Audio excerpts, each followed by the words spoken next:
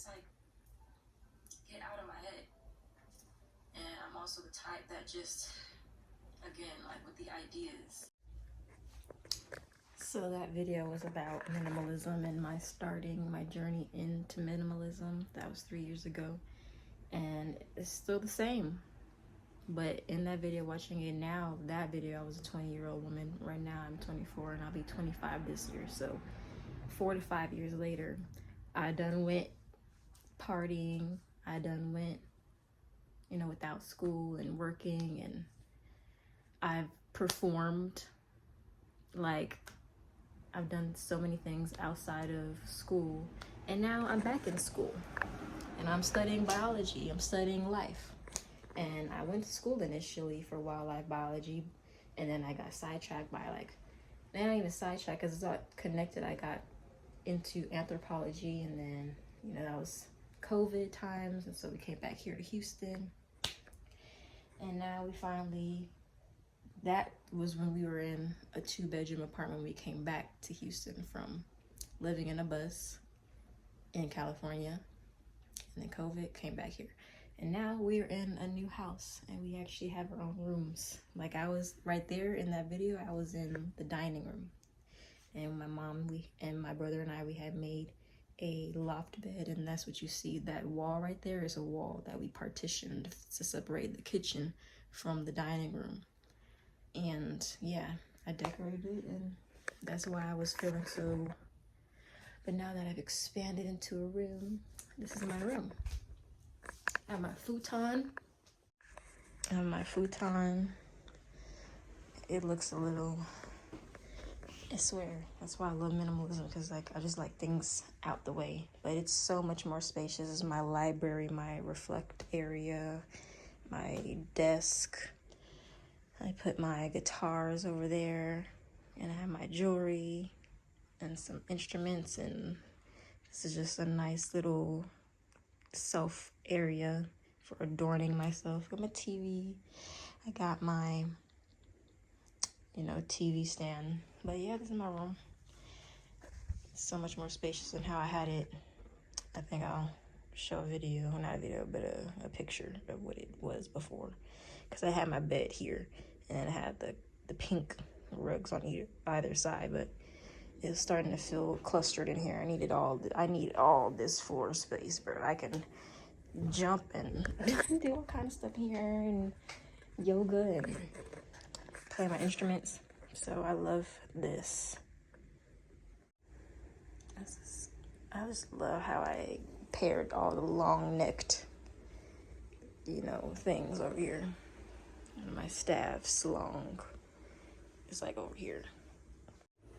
Just, you know, reflecting on a lot of things the past few days. I've been reflecting on dinosaurs. I've been reflecting on Pangea. I've been reflecting on the first Homo sapiens, which were Africans. And then they migrated out of Africa. And then they went to Europe and, well, Eurasia and Asia, and then Australia, and then through the Bering Strait, and then came to the Americas. Like, I've been thinking about that. Edits, you know, not everyone was from Africa, because you go up to Europe and then you meet the Neanderthals and the Homo erectus, and then you go towards Asia, and then you get to the Denisovans. So that's a little correction. And then I've been thinking about how, like, we outgrow people, we outgrow environments, we outgrow spaces we're in, of course. You outgrow communities, you outgrow a lot of stuff. You outgrow your childhood things. But what happens when you start to outgrow your brain? And then I intuitively was guided to watch Godzilla versus Kong. And the first scene is Kong just in nature as his primal self, enjoying nature and the water, pulling out trees and stuff, laying on a mountain. And then this little girl comes up to him with a little imitation of him, a little doll. And then he was like, And he took his fear and he threw it at that dome, you know. So he, in a sense, outgrew his brain because he was in a false brain inhabitation. So I've been thinking about that. What happens when you outgrow?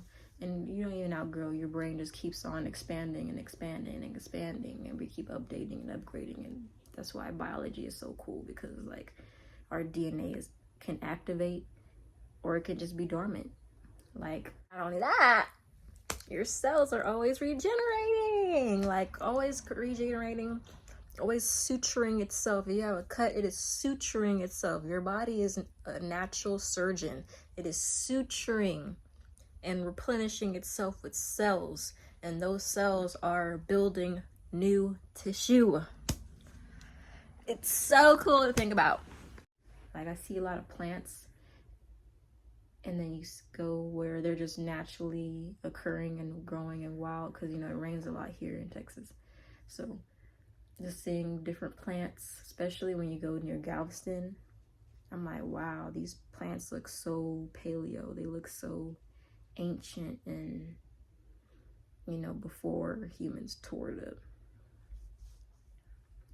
Like all of these plants and animals that have gone extinct, like, who's to say that a bird, their DNA can't wake up and activate and they become back large again? Because birds are, you know, descendants of dinosaurs. Who's to say their DNA can't mute? Who's to say their DNA can't wake up and activate and make them large again? That's all I'm saying. You know, the same with humans. You never know. You never know. It's just common science. It's already out there, so it's not like anything new, but it's just really interesting to think about.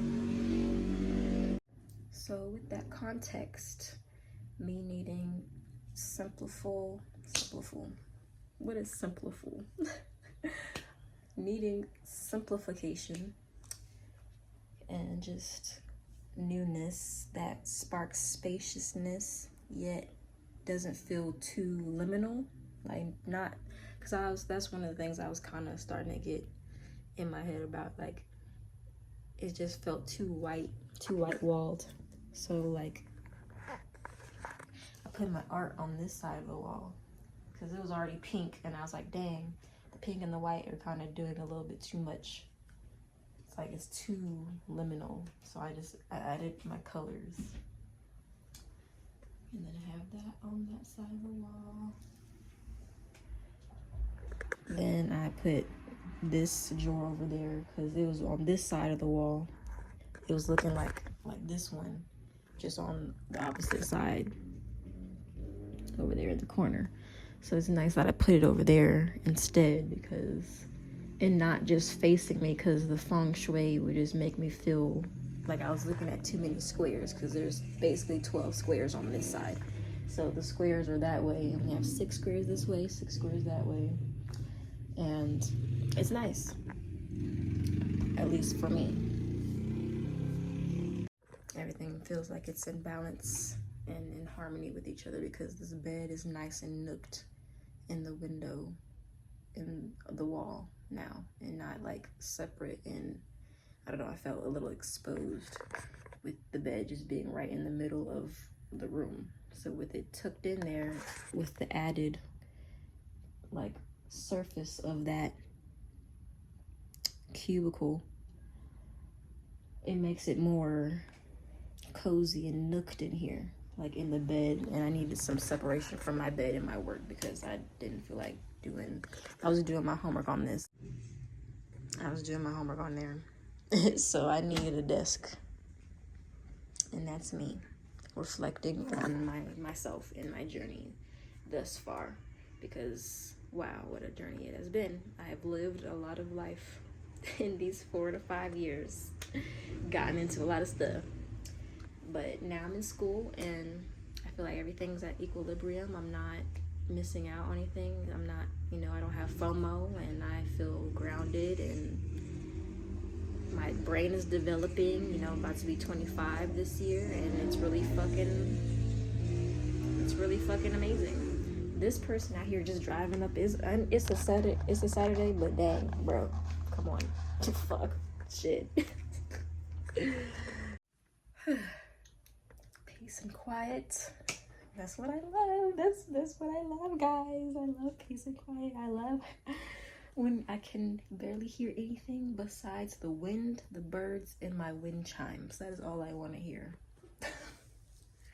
That is so annoying. It's the most annoyingest thing. That revving up shit. It ain't for me. This is my TV right here. I love that, you know, my work is facing the wall, so I'm not distracted. But I can also just look over and reflect. I have my window peeped open so there's fresh air. You can hear the wind. It's very windy. Looking at the trees moving and dancing.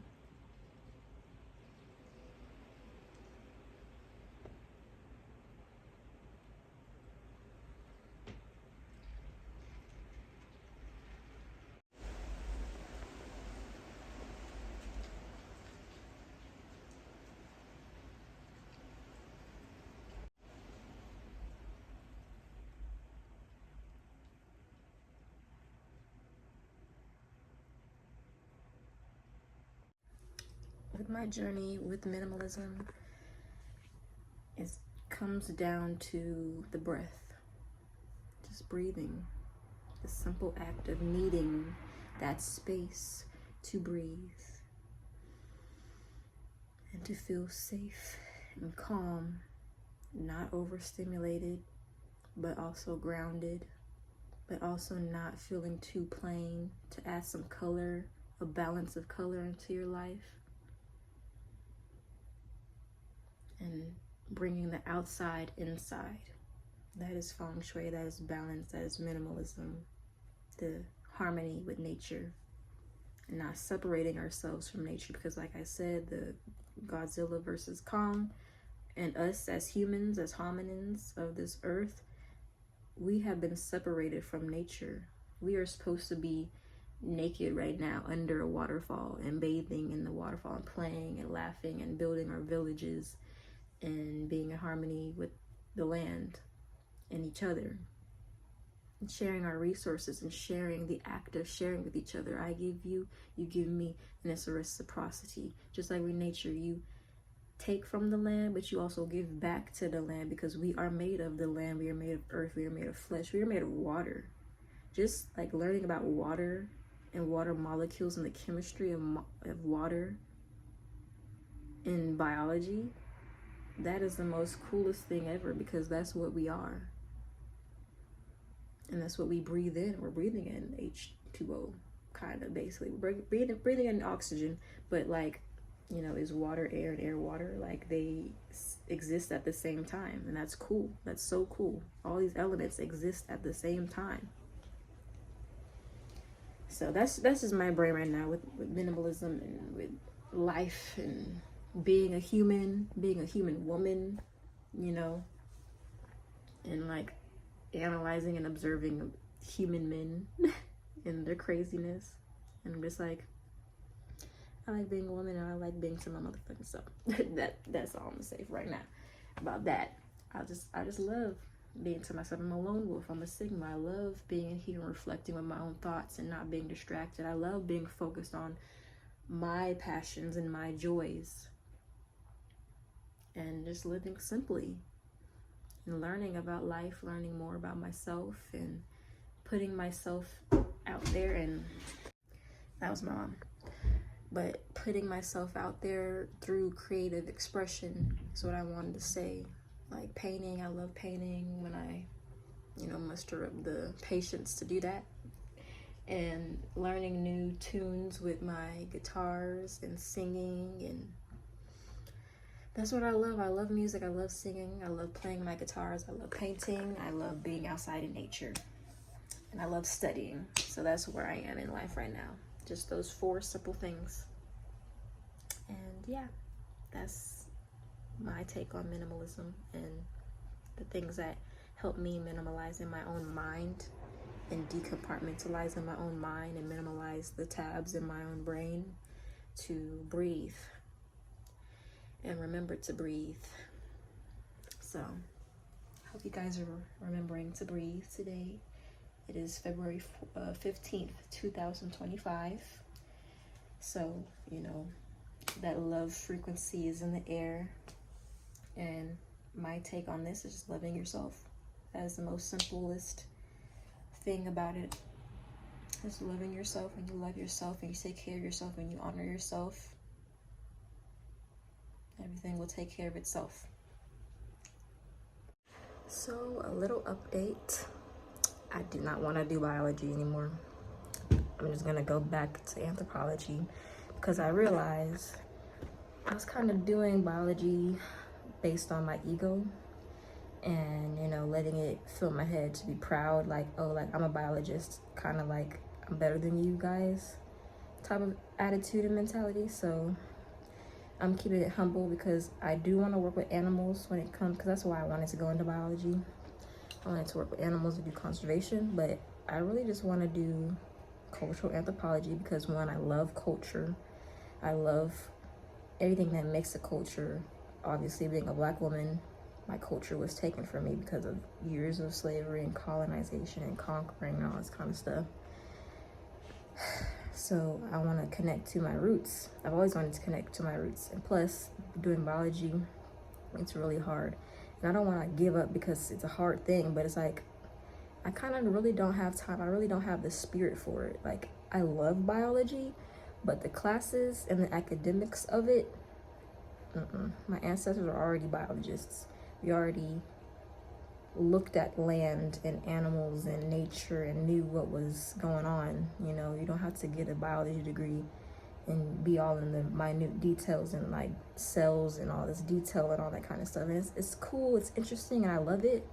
I love biology, don't get me wrong, but I don't want to do it academically. I love culture anthropology, and that's what I was already doing, and I was already almost finished with it in school. So I'm just going to switch back and finish it. And not only do that, when I do transfer to university, I want to double major in anthropology and agriculture, because my whole goal is to literally have a farm and a garden. I literally just want to work towards a simple life and to be human. I want to learn from villagers and cultures that still have their cultures and traditions, so I can create my own tradition, so that when I do have children, I can teach them, you know, traditions and values and what it means to be a family and spirituality, because I'm a spiritualist and there's truth in all religions, and I do, you know, kind of practice Christianity, but I'm a spiritualist first. I'm a traditional healer first. I'm ancestral first, you know. I'm indigenous first. Y'all see these braids? Get into it. My mama did that. My mama did that. You see these rolls? You see these braids? That is culture. I want to learn how to weave baskets. I want to learn how to make clothes and weave my own yarn from cotton. I want to learn how to make my own dresses, cultural, traditional dresses. I want to learn how to cook beautiful meals, and not only cook them, but get them from my garden. I want to learn how to, I know I'm going to be bawling my eyes out, but I want to learn how to butcher, you know, respectfully, and pray over the animal. You know, when it comes to chicken, it has to kill a chicken, raise a chicken and kill a chicken. You know, I want to work with my hands in the ground, in the soil, and plant seeds and watch them flourish and grow. And when it comes to culture anthropology and bridging it with agriculture, you can learn agriculture from cultures, agriculture and culture, cultural anthropology, agriculturalist. That's what I want to be. So I feel very grounded in that. So I'm like, had to bring my books, my oracle books, because I'm like, spirit, because I already know what I need to do. I was just doing biology based off of ego and to be proud, like, you know, because I kind of like, I got exiled from, I didn't get exiled, I exiled myself, because community isn't just because when I was going to these drum circles and stuff, and it's just white people, and they're looking at me like, what am I doing there? And it's not just that, but it's like nobody talks to each other. When it comes to a drum circle, I would love to talk to everyone, and I would expect that everyone would want to talk to me. And I know that's like, that might sound like, I don't know, like not everybody has to talk to you, but when it comes to a drum circle and when it comes to community, real community, I shouldn't have to feel left out. Of course, if you're going to these more white, pale-faced type of things, yeah. But even in African spaces that I go to, Pan-African drum circles and stuff, and yes, sometimes it's my fault to not talk, because I'm quiet, I'm naturally quiet, you know? But it's like, I'm tired of like feeling left out of communities. I'm tired of feeling like a lone wolf, and you know, it's okay to be a lone wolf, but it's like, I feel like I'm meant to create my own community. I want to have my own drum circles. Like, I'm going to look at everybody in the eye and connect with each and every person that comes to my drum circle, because that's what community is about. Like, who are you? What is your story? And how can I help you? And how can you help me? And we share, because humans were meant to share. Life is meant to be shared with people, and that's what makes a culture. That's what makes a community. That's what makes a tribe, and that's what makes a village. Everyone knows everyone. Everyone knows what each other is going through, and everyone pitches in to help each other. And that is my goal. That is my intention. So, yeah. I love biology, and I can still use biology. I'm still in the class. I didn't give up and drop out like I would have. I would have been impulsive and just been like, fuck it, I'm gonna just drop the class. But no, I can still use biology, and it still would look good on my academic transcript to have been in biology and lab, and just to have that knowledge of biology as a background for anthropology and agriculture, because agriculture and anthropology studies biology as well, and the connection that we have biologically, ecologically, to ourselves, to one another, to the land that we live on, to the earth, to the animals. And I focus on that connection. It's always been that connection that I have with not only myself, but with everything around me. And that is my goal, and that is my intention. So I've definitely grown a lot from, you know, the video that I'm making currently. But that was just a few months ago that I recorded that with me in the pink headscarf. Compared to 2021 to now, still 24, about to be 25, and looking at myself and, you know, feeling my own development and growth as a human, as a woman, as a brown skin, melanated woman living this life on this earth. I just want to feel connected and in harmony and at peace with everything around me. That is my goal. When I grow up, I just want to be a human. I just want to live a simple life.